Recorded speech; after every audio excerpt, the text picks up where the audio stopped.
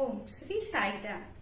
परमाराध्य परम प्रेममय परम करुणामय प्राणसखा भगवान चरण कमल रे कोटि कोटि प्रणति जणे आरंभ करिबा भगवान अवतार बाणी। भगवान आज आमको कौन संदेश देउछंती आसंतु सुनिबा।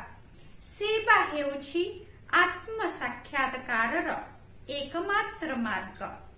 एहा प्रेम एवं प्रेम रे निहित त्यागर श्रेष्ठ अभिव्यक्ति।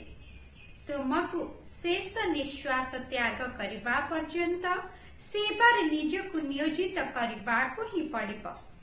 केते वर्ष सेवा करिबा परे बा निर्दिष्ट वयस रे पहुंचिबा परे तुमे सेवारु अवसर ग्रहण करि पारिब नाही। कारण तुमर एभली प्रभु ओ मालिक थिबा बेले सेवक मानकर मृत्यु हेबा आदौ उचित नुहे।